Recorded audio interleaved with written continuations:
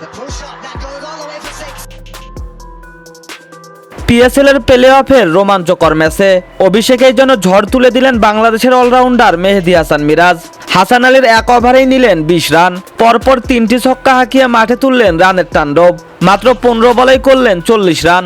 দর্শক, পাকিস্তান সুপার লিগের প্লে অফের হাই ভোল্টেজ ম্যাচে মুখোমুখি হয়েছিল লাহোর কালান্দার্স ও করাচি কিংস।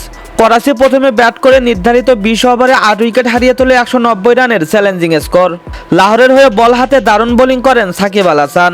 তিনি মাত্র 1 ওভার বল করে 4 রান দিয়ে তুলে নেন একটি গুরুত্বপূর্ণ উইকেট। তবে সবার নজর কাড়ে আরেক বাংলাদেশি তারকা মেহেদী হাসান মিরাজ, যিনি আজই লাহোরের হয়ে পিএসএল এ অভিষেক করেন। 191 রানের লক্ষ্য তারা করতে নেমে 14 ওভারে লাহোরের স্কোর দ্বারায় 120 রানে 2 উইকেট। তখনই ক্রিজে আসেন মেহেদী হাসান মিরাজ, আর নেমেই যেন তাণ্ডব চালালেন ব্যাট হাতে। বিশেষ করে হাসান আলীর 1 ওভারে যা করলেন তা ছিল চোখ ধাঁধানো।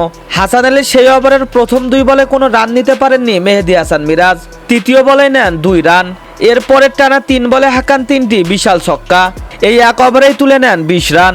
মিরাজের এমন আগ্রাসী ব্যাটিংয়ে চাপে পড়ে যায় করাচির বোলিং লাইন আপ। মাত্র 15 বল খেলে 40 রান করেন এই ব্যাটার, হাঁকান 3টি করে ছক্কা ও 4। তার স্ট্রাইক রেট ছিল 266.67। এই ইনিংসেই ম্যাচের মোড় ঘুরে যায়।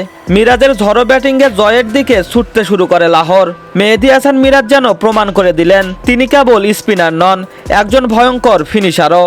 পিএসএল এর মঞ্চে এমন দুর্দান্ত অভিষেক বাংলাদেশি ক্রিকেটারের জন্য নিঃসন্দেহে গর্বের।